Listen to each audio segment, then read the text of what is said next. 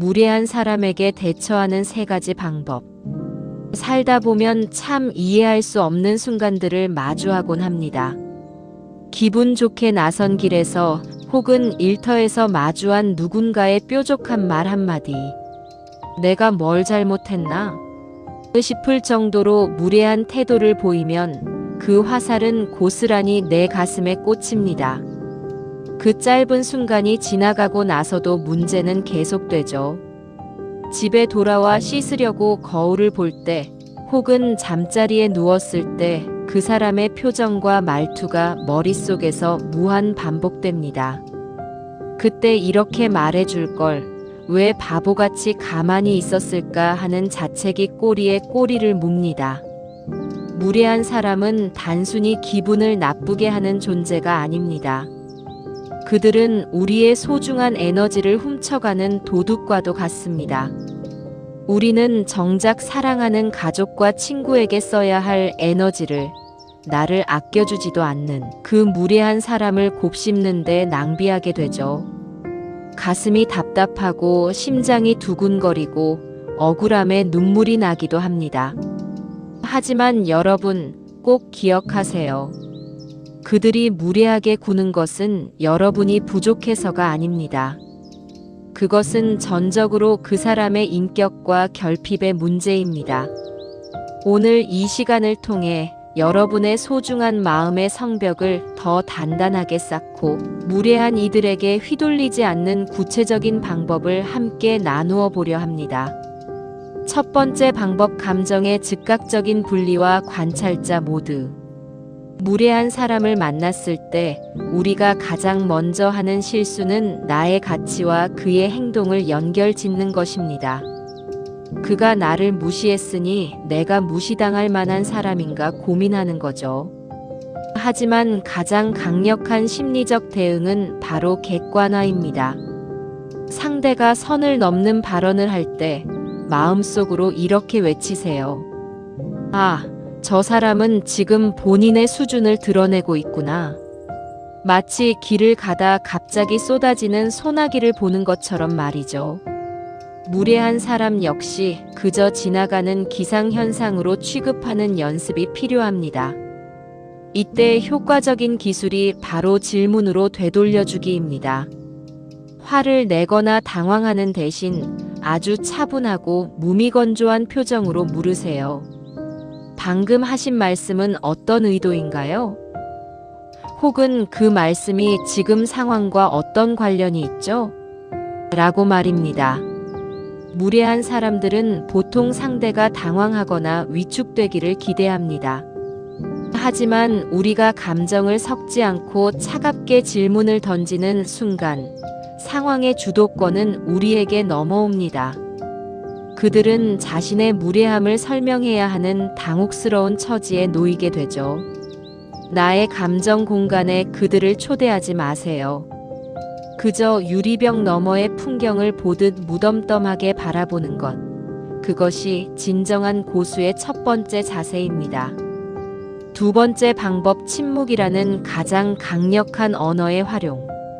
우리는 무례한 말을 들으면 본능적으로 나를 방어하기 위해 말을 쏟아내기 쉽습니다. 하지만 변명이나 설명은 때로 무례한 사람에게 더 큰 공격의 빌미를 제공합니다. 이럴 때 가장 품격 있게 대처하는 방법은 의외로 정적입니다. 상대가 무례한 말을 내뱉었을 때 대답을 바로 하지 말고 3초에서 5초간 가만히 그 사람의 눈을 응시해 보세요. 비난하는 눈빛도 화난 눈빛도 아닌 그저 무언의 응시입니다. 이 짧은 정적은 공간의 공기를 순식간에 바꿔놓습니다. 무례한 사람은 자신의 말이 허공에 붕 뜬 채 아무런 타격도 주지 못했다는 사실을 깨닫고 본능적으로 불안함을 느낍니다. 이후 아주 짧고 간결하게 대화를 종결짓는 것이 핵심입니다. 그렇군요. 하지만 저는 그렇게 생각하지 않습니다. 혹은 그 이야기는 여기서 그만하죠. 정도로 선을 긋는 것입니다. 길게 설명할 필요도 그를 설득할 필요도 없습니다. 무례한 사람을 교육하려 들지 마세요. 그건 그들의 부모나 스승이 할 일이지 여러분의 몫이 아닙니다. 여러분의 역할은 오직 여기까지가 내 경계선이다라는 것을 명확히 보여주는 것뿐입니다.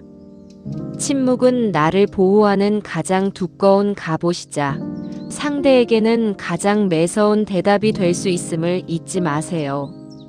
세 번째 방법, 내면의 자존감을 채우는 심리적 거리두기. 마지막 방법은 가장 근본적인 대응입니다. 바로 내 마음의 안전거리를 확보하는 것이죠. 무례한 사람들은 대개 타인의 반응을 먹고 자랍니다. 내가 화를 내면 그들은 승리감을 느끼고 내가 슬퍼하면 그들은 우월감을 느낍니다. 따라서 우리는 그들에게 나의 평온함을 절대로 내주어서는 안 됩니다.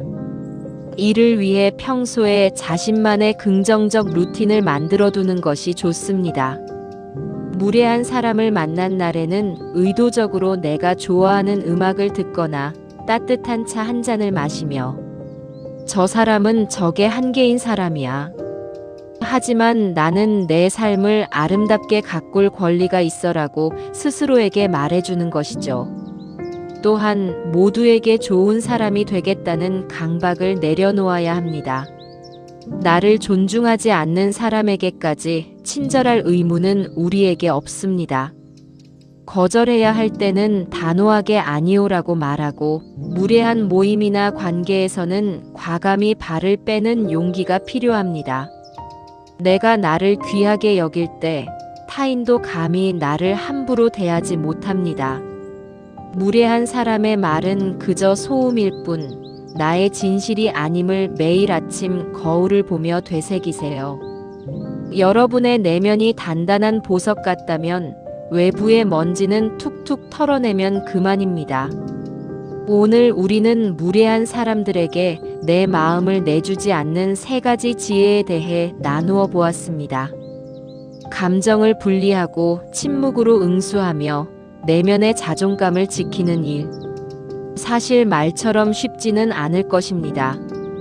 처음에는 목소리가 떨릴 수도 있고 돌아서서 후회할 수도 있습니다. 하지만 괜찮습니다. 무례한 사람에게 당당히 맞서는 것도 하나의 근육과 같아서 자꾸 연습하다 보면 점점 더 단단해집니다. 오늘 조금 서툴렀다면 다음번에 한 번 더 시도해 보면 됩니다. 중요한 것은 여러분이 더 이상 그들의 무례함을 당연하게 받아들이지 않기로 결심했다는 그 사실 자체입니다. 우리에게 남은 시간은 너무나 소중합니다. 그 아까운 시간을 나를 갉아먹는 사람들을 원망하는 데 쓰지 마셨으면 좋겠습니다. 여러분은 그동안 충분히 수고하셨고 충분히 인내하며 살아오셨습니다. 이제는 타인의 시선이나 무례한 평가로부터 자유로워져도 될 자격이 충분합니다. 오늘 밤에는 무례한 사람의 말들을 머릿속에서 깨끗이 비워내시고 오직 자신만을 위한 평온한 휴식을 취하시길 바랍니다. 오늘도 잘 버텼다, 고생했다라고 스스로의 어깨를 토닥여 주세요.